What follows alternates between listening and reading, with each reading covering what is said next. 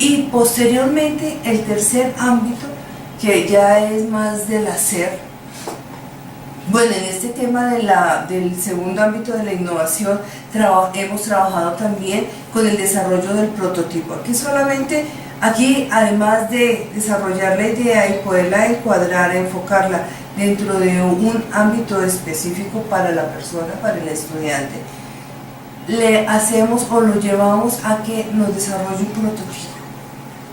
que nos muestre de cómo funcionaría esa idea en el mercado, cuál es el tamaño, la forma, cómo funcionaría, cómo lo vería y cómo lo apreciaría el cliente o la persona que lo va a recibir. Desde cómo va a apreciar mi hoja de vida, cómo va a apreciar mi idea de negocio como un servicio o cómo va a apreciar mi idea de negocio como un producto como tal. Y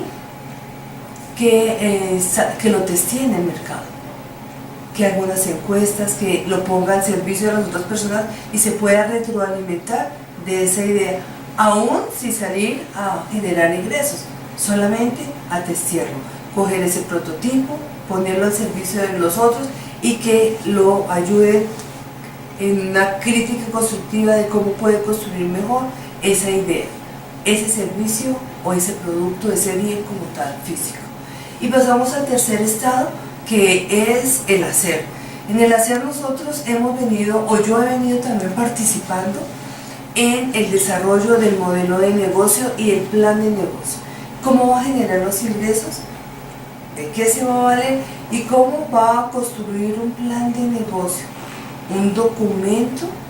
claro, ordenado, en donde va a hablar de cada uno de las áreas que necesita desarrollar para justificar esa idea de negocio. Entonces venimos a hablar de por qué es importante ese producto, esa idea para el mercado, para la sociedad, cuáles son los antecedentes de lo que viene pasando en el mercado y para que esto funcione, cómo funcionaría, cuáles serían los objetivos de hacer ese producto como tal, cuál sería un plan de mercadeo, cómo lo podría desarrollar un plan de mercadeo, cuáles serían las estrategias que desarrollaría para que el producto funcionara desde el punto de vista del mercadeo. Hablemos de comunicación, de promoción, de estrategia de ventas, una estrategia de producto, de distribución, un documento de un plan de mercadeo como tal. Desarrollamos también un plan de producción, cómo va a desarrollar, cómo va a elaborar su producto, cuáles van a ser los pasos, cuáles van a ser los requerimientos, los productos, los proveedores que va a utilizar, en dónde se va a ubicar, qué es lo que va a ser un plan de producción, y asimismo con estos dos planes va a poder determinar un plan financiero, un plan económico, cuáles son los costos, cuáles van a ser los gastos que lo va a realizar, y asimismo cuáles van a ser sus ingresos y poder desarrollar un plan financiero económico para la empresa, de tal manera que podamos evidenciar cuál va a ser la proyección igualmente de esta idea de negocio en el próximo año, a 5 años, qué más va a necesitar y cómo se va a comportar ese producto en el mercado, cómo va a poder solventar las diferentes situaciones que se puedan presentar,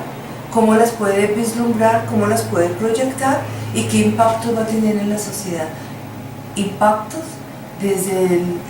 el punto de vista regional, ambiental, el punto de vista financiero, económico, el punto de vista social, empresarial. ¿De qué manera su idea de negocio puede funcionar en una de las organizaciones a nivel nacional que le pueden apoyar para obtener un recurso financiero y poner a funcionar su empresa? Es importante que un emprendedor empresarial pueda haber cubierto o pueda conocer cada uno de los